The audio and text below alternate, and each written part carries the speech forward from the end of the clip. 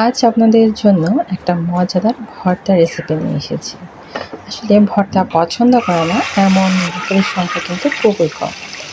আর তাই আজ আপনাদের জন্য নিয়ে এসেছি খুবই মজাদার হলুদ ফুলের একটা ভর্তার রেসিপি।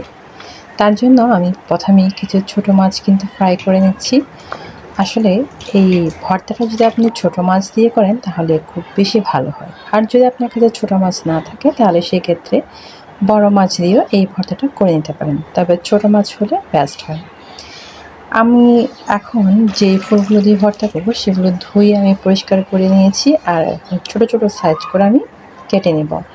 আসলে এই ভর্তাটা এতটাই মজাদার হয় যে গরম গরম ভাতের সাথে যদি আপনি এই ভর্তাটা পরিবেশন করেন তাহলে আর কিচ্ছু লাগবে না। আমার কিন্তু ফুলগুলো অলমোস্ট কাটা হয়ে গেছে। এর সাথে সাথে আমার মাছগুলোও কিন্তু ফ্রাই করা হয়ে গেছে। মাছগুলো যখন ফ্রাই করা হয়ে যাবে এই পর্যায়ে আমি কিছু কাঁচামরিচ ভেজে নেব। আর কাঁচামরিচ আর মাছটা আমি একসাথে ভালো করে জাস্ট থেতো করে নেব, যাতে করে একটা মরিচও আস্ত না থাকে।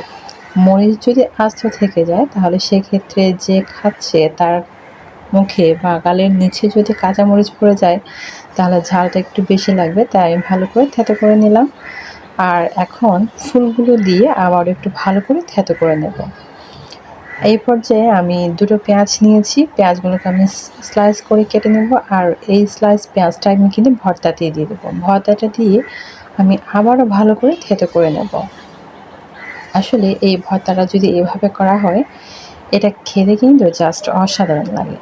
তাই এই রেসিপিটা ঝটপট আপনারাও বাসায় একবার হলেও ট্রাই করে দেখতে পারেন। আসলে এটা খেতে কিন্তু জাস্ট অসাধারণ। দেখতেই পাচ্ছেন আমি হাত দিয়ে ভালো করে আরেকটু মিক্স করে নিয়েছি। আর যে তেলে আমি মাছটা ফ্রাই করেছিলাম সেই তেলেই কিন্তু এই ভর্তাটা আমি আরেকটু ভেজে নেব। এতে করে ভর্তার যে একটা টেস্ট হয় সেটা কিন্তু আসলে আমি জাস্ট আপনাকে বলে বোঝাতে পারবো না। অতঃপর আমি সবার শেষে কিছু ধনেপাতা দিয়ে দিলাম, ধনেপাতা দিয়ে আরেকটু ভালো করে মিক্স করে নিলাম।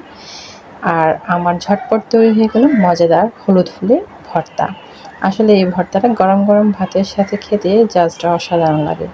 কিছুই লাগবে না, জাস্ট এটা দিয়েই কিন্তু আপনার দুপুরের বা রাতের খাবার কিন্তু শেষ হয়ে যাবে নিমিষেই। আপনি বুঝতে পারবেন না কখন আপনার এক প্লেট ভাত শেষ হয়ে গেল।